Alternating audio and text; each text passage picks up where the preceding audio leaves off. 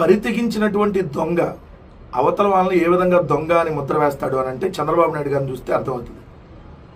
18 అవినీతి కేసులో స్టేలు తెచ్చుకున్నటువంటి ఈ దొంగ చంద్రబాబు నాయుడు గారు తర్వాత కూడా ఆ కుంభకోణాలను అలాగే కొనసాగిస్తూ ఎన్ని కేసులు పెడితే ఉంది, నేను స్టేలు తెచ్చుకుంటాను, వ్యవస్థలో ఉన్నటువంటి వ్యక్తులను నేను మేనేజ్ చేయగలనేటటువంటి ఆ ధైర్యంతో 2014 నుంచి 19 దాకా కూడా అనేక రకాలైనటువంటి కుంభకోణాలకు పాల్పడి ఫైబర్ నెట్ కావచ్చు, స్కిల్ డెవలప్మెంట్ కావచ్చు, అమరావతి భూముల కుంభకోణం, ఇన్సైడర్ ట్రేడింగ్ పేరుతో కుంభకోణం, ఏదైతే రింగ్ రోడ్డుకు సంబంధించినటువంటి అలైన్మెంట్ మార్పుల్లో కుంభకోణం, ఆఖరికి మద్యం కుంభకోణం, ఇలా అనేక రకాల కుంభకోణాలకు పాల్పడినటువంటి చంద్రబాబు నాయుడు అనుకో ఈరోజు జగన్మోహన్ రెడ్డి గారి మీద బురదల్లేటటువంటి ప్రయత్నం, జగన్మోహన్ రెడ్డి గారి మీద తప్పుడు కేసులు పెట్టి జగన్మోహన్ రెడ్డి గారి ప్రభుత్వంలో ఉన్నటువంటి పనిచేసినటువంటి వాళ్ళ మీద, జగన్మోహన్ రెడ్డి గారి దగ్గరగా ఉండేటటువంటి వాళ్ళందరి మీద కేసులు నమోదు చేసి ఇక్కడేదో మద్యం కుంభకోణం జరిగిపోయిందని చూపించేటటువంటి ఒక బేతాళ కథ జరుగుతూ ఉంది ఈరోజు ఆంధ్రప్రదేశ్లో. పెద్ద కుట్ర.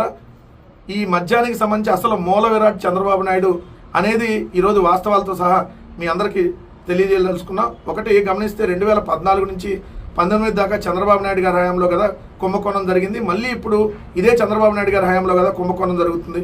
ఎందుకంటే మద్యం పాలసీ అనేది చంద్రబాబు నాయుడు గారు 2015వ సంవత్సరంలో బార్లకు సంబంధించినటువంటి ప్రివిలేజ్ ఫీజుల్ని, మద్యం దుకాణాలకు సంబంధించినటువంటి ప్రివిలేజ్ ఫీజుని తీసేయటం వల్ల 1500 కోట్ల రూపాయలు ఆంధ్రప్రదేశ్ రాష్ట్ర ప్రభుత్వానికి నష్టం చేకూరింది. 15,000 ఇంటూ 4 సంవత్సరాల పాటు 6,000 కోట్ల రూపాయలు నష్టం చేకూరింది. అదేవిధంగా సిండికేట్లకి దోచిపెట్టేటటువంటి కార్యక్రమం, వాళ్ళ నుంచి మళ్ళీ కమిషన్లు దండుకునేటటువంటి కార్యక్రమంలో భాగంగా 4,380 మద్యం దుకాణాలని చంద్రబాబు నాయుడు గారి హయాంలో ఏర్పాటు చేశారు. ఉదయం 10 గంటల నుంచి రాత్రి 11 గంటల వరకు అఫీషియల్గా, అనఫిషియల్గా అంటే తెల్లారులు ఇంకా నడుస్తూనే ఉంటుంది.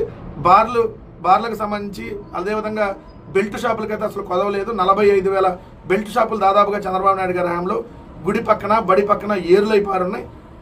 అలానే మీరు చూస్తే కొత్త డిస్టిలరీలు చంద్రబాబు నాయుడు గారి హయాంలో మాత్రమే వచ్చింది. జగన్మోహన్ రెడ్డి గారి హయాంలో ఒక కొత్త డిస్టిలరీ కూడా రాలా. బ్రాండ్లు ఏదైతే ఉన్నాయో ఆ బ్రాండ్లు కూడా చంద్రబాబు నాయుడు గారు ముఖ్యమంత్రిగా ఉన్నప్పుడు తీసుకొచ్చినటువంటి బ్రాండ్లు, ప్రెసిడెంట్ మెడల్ కావచ్చు, ఏంటి గవర్నర్ రిజర్వ్ కావచ్చు, అదేవిధంగా పవర్ స్టార్ విస్కీ కావచ్చు, లెజెండ్ విస్కీ కావచ్చు, అదేవిధంగా బీరా బ్రాండ్కి సంబంధించినటువంటి బూమ్ కావచ్చు, బ్లాంజ్ కావచ్చు, ఇవన్నీ కూడా ఏదైతే 10,000 బీర్, ఇవన్నీ కూడా చంద్రబాబు నాయుడు గారి హయాంలో వచ్చినాయి. జగన్మోహన్ రెడ్డి గారి హయాంలో ఒక్క కొత్త బ్రాండ్ కూడా రాలా. ఏ కొత్త డిస్టిలరీ కూడా జగన్మోహన్ రెడ్డి గారు పర్మిషన్ వల్ల మద్యం దుకాణాల సంఖ్యని గణనీయంగా 33% తగ్గించారు. 2,934 మాత్రమే అయినాయి. అంతకుముందు 4,380 మద్యం దుకాణాలు ఉండే. ఏదైతే టైమింగ్స్ పెట్టారో మద్యాన్ని తాగొద్దని చెప్పి జగన్మోహన్ రెడ్డి గారి ప్రభుత్వం చెప్పుకుంటా, జగన్మోహన్ రెడ్డి గారి ప్రభుత్వం తాగొద్దు అని చెప్పి మద్యాన్ని తగ్గించేటటువంటి ప్రయత్నం చేసింది. చంద్రబాబు నాయుడు గారి హయాంలో సేల్స్ పెరిగినాయి, ఆదాయం మాత్రం తక్కువ. బట్ జగన్మోహన్ రెడ్డి గారి హయాంలో సేల్స్ తగ్గినాయి, బట్ ఆదాయం మాత్రం పెరిగింది. మరి ఎట్లా స్కామ్ జరిగిద్ది? ఆదాయం తగ్గితే కదా స్కామ్ జరిగేది. సో ఆదాయం పెరిగితే ఎలా స్కామ్ జరుగుతుంది? ప్రభుత్వం మద్యం దుకాణాలు నిర్వహిస్తే ఎలా స్కామ్ జరుగుతుంది?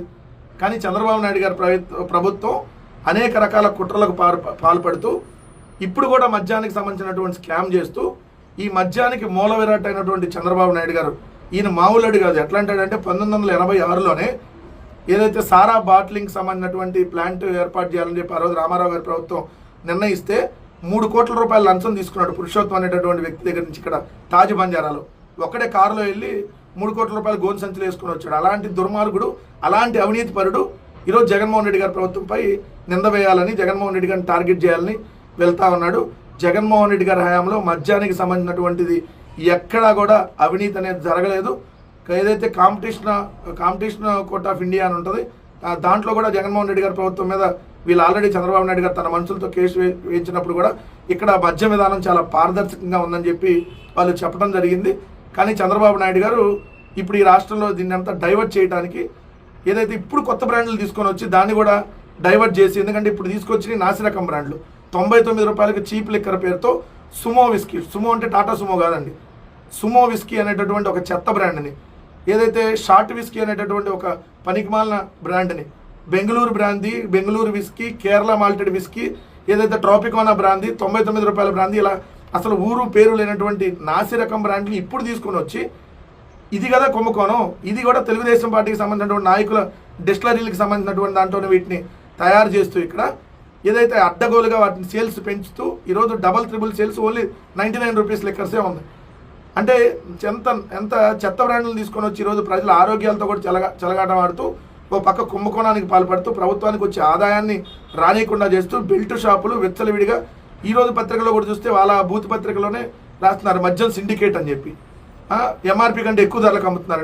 ఆ డబ్బులన్నీ ఎవరి చేతుల్లోకి వెళ్తున్నాయి?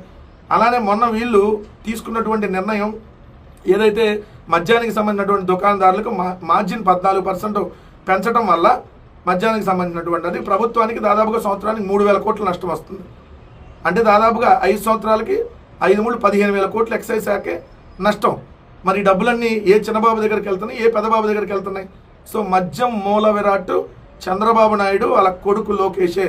మద్యం కుంభకోణానికి పాల్పడింది చంద్రబాబు నాయుడు గారు, వాళ్ళ కొడుకు లోకేష్, వాళ్ళకి సంబంధించినటువంటి బినామీలే. జగన్మోహన్ రెడ్డి గారి ప్రభుత్వంలో ఎక్కడ జరగలేదు. మేము అది న్యాయస్థానాల్లో ఖచ్చితంగా ప్రూవ్ చేస్తాం. మీరు ఎలాంటి తప్పుడు కేసులు పెట్టినా ఎవడో కూడా ఇక్కడ భయపడ్డా అన్నటువంటి విషయం మాత్రం గుర్తుపెట్టుకోమని చెబుతా ఉన్నాం.